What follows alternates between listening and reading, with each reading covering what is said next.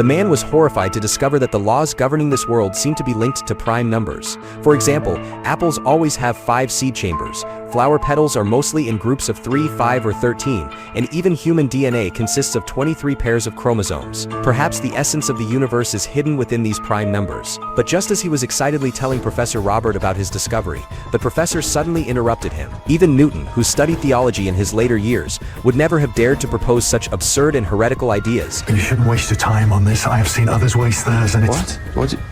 What do you mean? What other? It doesn't matter, I shouldn't have said that. It's just that you need to drop this. The teacher and student parted ways unhappily. Edward, feeling frustrated, went to the library to search for papers on prime numbers. However, strangely, the few existing documents were being rapidly deleted in the background. Sensing something was wrong, he returned to his dormitory, only to find his drawer had been opened and his research papers on prime numbers were missing. Edward urgently asked the dormitory manager, who informed him that Professor Robert had just taken the keys. Edward wanted to confront him, but oddly enough, the professor had left a voice message saying his goodbyes to his family, and then seemingly vanished into thin air. Despite Edward making countless calls, he couldn't get in touch with him. He had no choice but to use the university's landline to call the professor, and to his surprise the professor answered. However, when Edward confronted him, the professor spoke in a fearful tone, advising him to stop researching, lest he bring harm upon himself. Full of youthful arrogance, Edward paid no heed. Under the cover of night, he sneaked into the teaching building, broke a window, and entered the professor's office. He began rummaging through every drawer and cabinet, but despite searching everywhere,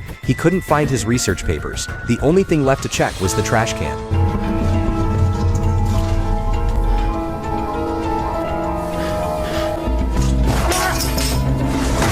The loud noise attracted a security guard, and Edward explained that he was simply trying to retrieve his own materials. The professor not only stole them but had also set them on fire. However, the school board only repeatedly confirmed whether his research had been completely destroyed, with no copies left behind, which left Edward confused. Soon, a shocking piece of news arrived. The professor had driven alone to a remote garage, where he sent a voice message. After saying goodbye to his wife, he disappeared. At first, it seemed that the case would go unresolved, but top mathematicians in the modern era were as powerful as nuclear weapons. The federal government had long since implemented a surveillance plan, specifically designed to steal the research findings of the world's 12 leading mathematicians.